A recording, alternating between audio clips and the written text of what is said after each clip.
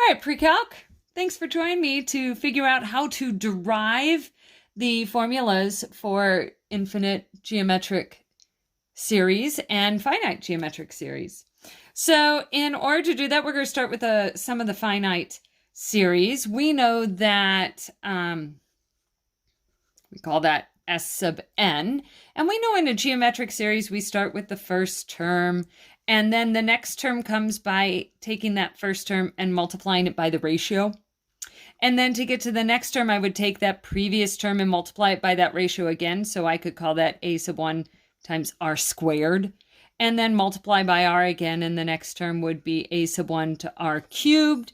And I would keep going until I got to that nth term, but that nth term would actually be a sub 1 times r to the n minus 1, because that first term didn't have the ratio in it. So I have n terms, and that last term would be a sub 1 times r to the n minus 1. That looks a whole lot like that sequence formula, which it should.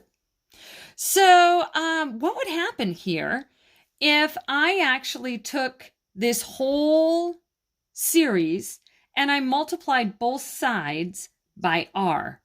So this would be S sub n times that common ratio.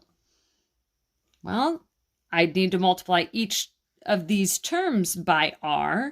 So I'd have a sub 1 times r plus a sub 1, that r would become r squared. And then plus a sub 1, this r would be r cubed, multiplying everything by r.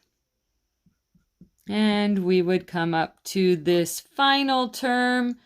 The final term, I'm going to leave a space here. The final term would be a sub 1. This times r would be r to the n. And the term right before it would be a sub 1 times r to the n minus 1. So there we've got all of our terms. Why are we doing this? Well, there is this really neat sort of telescoping cancellation that's going to occur here if I, in fact, take and subtract off this entire bottom equation from the first equation. So I'm going to subtract off the left-hand sides because they're equal. These two pieces are equivalent, and then we'll subtract off the right-hand side from the right-hand side. So over here, we've got S sub n minus S sub n times r. And then watch what happens if I subtract each of these pieces from the top row. Notice they have a pair. Here's an a sub 1 r. I can subtract it from this piece, and those two cancel out. And then these two cancel out as I subtract. And these two cancel out. The a sub 1 times r, the fourth, would cancel out in this intermediate part. All of these pieces would cancel out. And in fact, this a sub 1 times r to the n minus 1 also cancels out. All of those pieces in there cancel out. And what we are left with is this one piece right there, and a sub 1 in the top.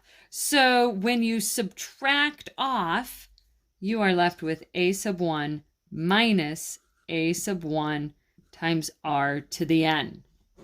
And it is much simpler. Now, what are we looking for? We're actually looking for S sub n. So notice it appears in both terms here. I'm going to factor out the S sub n, and I'm left with 1 minus r.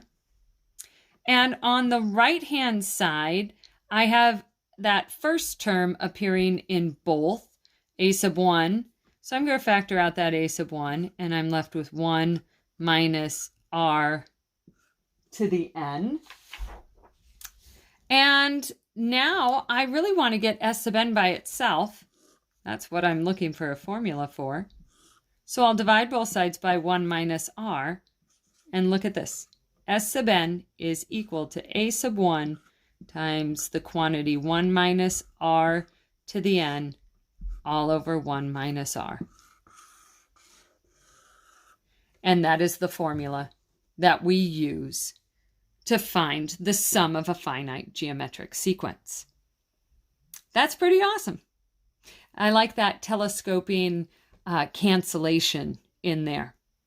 It's a nice technique to use. Now, this is our finite geometric series if we have n terms. But what if we wanted to add an infinite geometric series? If we're adding all of those terms, and n is going to infinity. We know this will work if our ratio is less than 1, if the absolute value is less than 1. And so we're really going to look at this here. What happens to 1 minus r to the n? Or actually, what happens to r to the n if n is going to infinity? If we have a number like 1/2, something that's less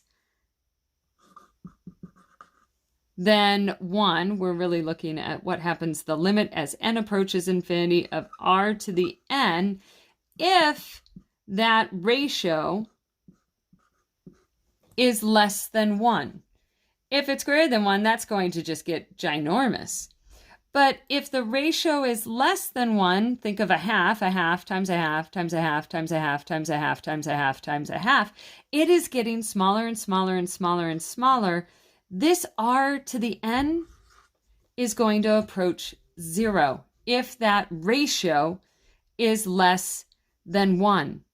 So if that's the case, then this whole piece here, this r to the n is going to 0. So I have 1 minus 0, which is 1, which means s sub n, this whole piece right there goes, the r sub n goes to 0, so the whole piece goes to 1. And so a sub 1 times 1 is just a sub 1 over 1 minus r. And there's our formula for the infinite converging geometric series. And that's where our formulas come from. Always good to take a look at where they come from, not just use formulas and blindly trust them, but examine them. Why do they work? And it also helps you remember what they are. So I hope you enjoyed that. Thanks for taking an extra peek at that. Appreciate your effort.